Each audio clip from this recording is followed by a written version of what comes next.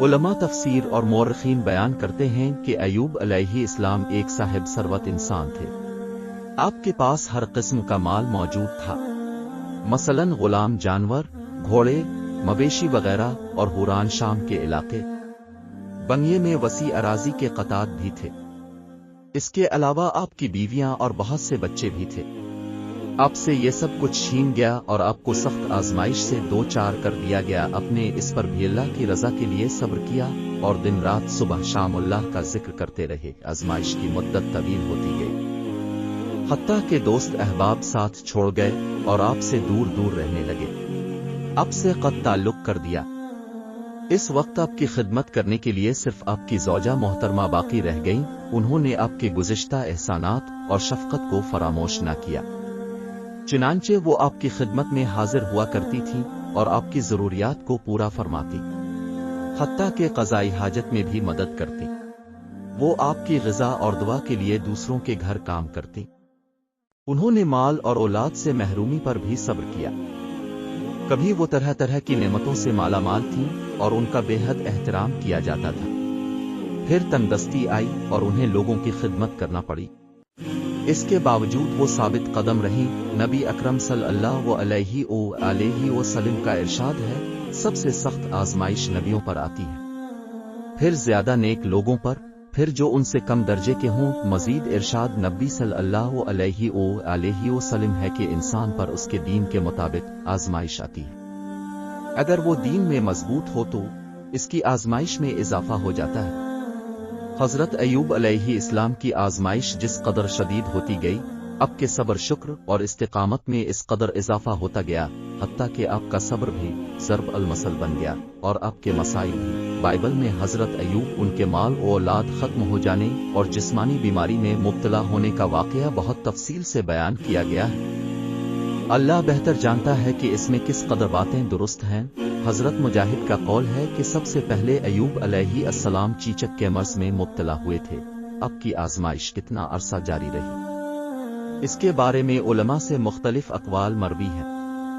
حضرت وہب نے فرمایا اب پورے 3 سال اس کیفیت میں رہے، نہ کم نہ زیادہ۔ حسن اور قتادہ فرماتے ہیں اب کی آزمائش کی مدت 7 سال چند ماہ تھی۔ حضرت حمید فرماتے ہیں اب 18 سال بیمار رہے۔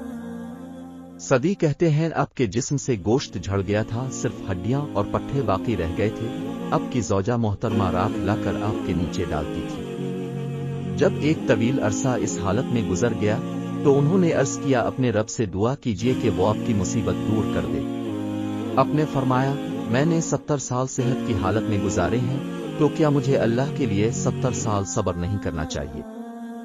زوجہ محترمہ یہ جواب سن کر بہت پریشان ہوئی، کیونکہ وہ لوگوں کی خدمت کر کے اس کی اجرت سے ایوب علیہ السلام کے کھانے کا بندوبست کرتی تھیں۔ بہرحال اس طرح دن گزرتے رہے۔ ان کی خدمت گزار اور وفاشیار بیوی کے لیے بھی حالات کٹھن سے کٹھن تر ہوتے جا رہے تھے، اور خود حضرت ایوب علیہ السلام اپنے خیش و اقارب بھی ان کی سخت آزمائش اور بیماری وغیرہ کو دیکھ کر ان سے سخت بیگانگی برتنے لگے، جو حضرت ایوب پر بڑی شاک گزرنے لگی۔ بالآخر وہ بارگاہ الہی میں خوب گڑ گڑائے اور صحت و شفا کی دعا کی۔ اللہ تعالیٰ نے دعا قبول فرمائی اور اس چشمہ صافی سے غسل کرنے کا حکم دیا جو ان کی ایڑی مارنے سے جاری ہوا۔ حضرت عبداللہ بن عباس بیان فرماتے ہیں کہ اللہ تعالیٰ نے ایوب علیہ السلام کو جنت کا لباس پہنا دیا۔ اب صحت مند ہو کر جنتی لباس پہن کر ایک طرف بیٹھ گئے۔ آپ کی زوجہ محترمہ آئیں تو پہچان نہ سکی، بولی اللہ کے بندے یہاں جو بیمار تھا وہ کہاں گیا؟ کہیں اسے بھیڑیے تو اٹھا کر نہیں لے گئے؟ انہوں نے اسی طرح کی کئی باتیں کی۔ اپنے فرمایا تیرا بھلا ہو، میں ہی ایوب ہوں۔ انہوں نے کہا مجھ سے کیوں ٹھٹھا کرتا ہے؟ اپنے فرمایا تیرا بھلا ہو، میں ہی ایوب ہوں۔ اللہ نے مجھے میرا صحیح جسم دوبارہ دے دیا ہے۔ حضرت ابن عباس بیان کرتے ہیں اللہ تعالیٰ نے آپ کو وہی مال اور وہی بچے دوبارہ دے دیے جو لے لیے گئے تھے، اور اسی قدر مزید بھی عنایت فرمائے۔ وہب بن منبہ فرماتے ہیں کہ اللہ تعالیٰ نے آپ کی طرف وہی نازل فرمائی، میں نے تجھے تیرے اہل و مال دوبارہ دے دیے ہیں اور ساتھ اتنے ہی اور دے دیے ہیں۔ اب اس پانی سے غسل کر لے، تجھے شفا ہو جائے گی، اور اپنے ساتھیوں کی طرف سے قربانی پیش کر اور ان کے لیے مغفرت کی دعا کر، کیونکہ انہوں نے تیرے معاملے میں میری نافرمانی کی ہے۔ لیکن صحیح بات یہ ہے کہ اللہ تعالیٰ نے ان کے بدلے میں اور اہل و عیال عطا کی، جس طرح مجاہد سے منقول ہے، ارشاد باری تعالیٰ ہوا اپنا پاؤں مارو کا مطلب ہے کہ زمین پر اپنا پاؤں مارو۔ ایوب علیہ السلام نے حکم کی تعمیل کی۔ اللہ تعالیٰ نے وہاں سے ٹھنڈے پانی کا چشمہ جاری فرما دیا اور حکم دیا کہ اس کا پانی پی لو اور اسی پانی سے غسل کریں۔ چنانچہ اللہ تعالیٰ نے آپ کی تکلیف دور اور جسم کی تمام ظاہری اور باطنی بیماریاں دور فرما دیں اور ظاہری اور باطنی تندرستی کے ساتھ کامل جمال اور بہت سے مال سے بھی نوازا، حتیٰ کہ سونے کی ٹڈیوں کی بارش ہوئی اور دولت اس طرح نازل ہوئی جیسے مینا برستا ہے۔ ارشاد باری تعالیٰ ہے اور اس کو اہل و عیال عطا فرمائے، بلکہ ان کے ساتھ اتنے ہی اور بھی۔ بعض علماء نے اس کا مطلب یہ بیان کیا ہے کہ وہی فوت شدہ افراد زندہ ہو گئے، اور بعض نے کہا اللہ تعالیٰ نے فوت شدہ افراد کی جگہ اور اولاد دے دی اور قیامت میں پہلی اور پچھلی سب اولاد جمع ہو کر آپ کو مل جائے گی اپنی خاص مہربانی سے، یعنی ہم نے آپ کی مصیبت دور کر دی اور آپ کی تکلیف ختم کر دی۔ یہ ہماری خاص مہربانی اور احسان تھا تاکہ سچے بندوں کے لیے سبب نصیحت کا باعث بنے، یعنی جس شخص کو کوئی جسم، مال اور اولاد سے کوئی آزمائش آ جائے وہ اللہ کے نبی حضرت ایوب علیہ السلام کی پیروی کرے، جنہیں اس سے بڑی مشکل سے دو چار کیا تھا، لیکن انہوں نے صبر کیا اور اللہ سے اجر و ثواب کی امید رکھی، حتیٰ کہ اللہ نے تمام مصائب دور فرما دیے۔ اس کے بعد حضرت ایوب علیہ السلام روم کے علاقے میں 70 سال زندہ رہے اور دین ابراہیمی پہ قائم رہے۔ آپ کی وفات کے بعد لوگوں نے دین میں تبدیلیاں کر لی۔ ارشاد باری تعالیٰ ہے اور اپنے ہاتھ میں تنکوں کو مٹھی میں لے کر مار دے اور قسم کے خلاف نہ کر، سچ تو یہ ہے کہ ہم نے اسے بڑا صابر بندہ پایا، وہ بڑا نیک بندہ تھا اور اللہ کی طرف بڑی ہی رغبت کرنے والا تھا۔ مطلب یہ ہے کہ حضرت ایوب نے کسی بات سے ناراض ہو کر یہ قسم کھائی تھی کہ جب وہ صحیح ہوئے تو اپنی بیوی کو 100 کوڑی ماریں گے۔ اللہ تعالیٰ نے انہیں فرمایا کہ یعنی تم اپنی قسم اس طرح پوری کرو، آپ کی قسم پوری ہو جائے گی۔ یہ ایک اور خصوصی رعایت تھی اس بندے کے لیے جو تقوی اور اطاعت الہی پر پختہ رہا، اور اس خاتون کے لیے بھی جو اللہ کی رضا کے لیے نیکی کی راہ پر صبر و استقامت سے قائم رہ کر تمام دکھ جھیلتی رہی۔ اللہ ان سے راضی ہو۔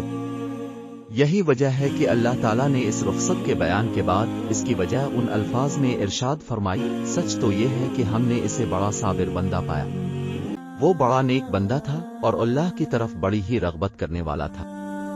اور مورخین بیان کرتے ہیں کہ حضرت ایوب علیہ السلام کی عمر 93 سال ہوئی، بعض حضرات نے آپ کی عمر اس سے زیادہ کی ہے، اور حضرت مجاہد سے ان کا قول روایت کیا ہے کہ قیامت کے دن اللہ تعالیٰ دولت مندوں پر حضرت سلیمان کے ذریعے سے، غلاموں پر حضرت یوسف کے ذریعے سے اور مصیبت زدوہے پر حضرت ایوب کے ذریعے سے اتمام حجت فرمائے گا۔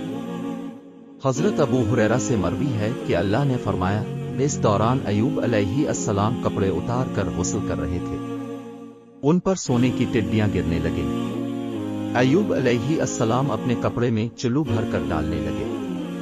پروردگار نے آواز دی، کیا ہم نے تجھے ان چیزوں سے غنی نہیں کر دیا جو اب دیکھ رہے ہیں؟ کہا کیوں نہیں، تیری عزت کی قسم، لیکن تیری برکت سے میں مستغنی نہیں ہو سکتا، یعنی تیرے فضل اور برکت کا آدمی ہر وقت محتاج ہے۔ اس حدیث میں ہے کہ حضرت ایوب علیہ السلام نے مال کو برکت کہا، جس سے معلوم ہوتا ہے کہ اس طرح کسی اچھے ذریعہ سے حاصل ہونے والا مال باعث برکت ہے۔ حضرت ایوب کے متعلق قرآن پاک میں مختصر بیان موجود ہے کہ اللہ تعالیٰ نے فرمایا، ایوب علیہ السلام کی اس حالت کو یاد کرو جب اس نے اپنے پروردگار کو پکارا کہ مجھے یہ بیماری لگ گئی ہے اور تو رحم کرنے والوں سے زیادہ رحم کرنے والا ہے، تو ہم نے اس کی سب سن لی اور جو دکھ انہیں تھا اسے دور کر دیا اور اسے اہل و عیال عطا فرمائے، بلکہ ان کے ساتھ ویسے ہی اور اپنی خاص مہربانی سے، تاکہ بچے ہوئے بندوں کے لیے نصیحت کا سبب ہو۔ جن بیماریوں اور آزمائشوں میں اللہ تعالیٰ نے انہیں مبتلا کر رکھا تھا، اس کی تفصیل تو کسی مستند ذریعے سے نہیں ملتی، البتہ اتنا ضرور ہے کہ قرآن کے ظاہری سیاق سے پتہ چلتا ہے کہ اللہ تعالیٰ نے انہیں مال و دولت، اولاد اور صحت و تندرستی سے نوازا ہوا تھا۔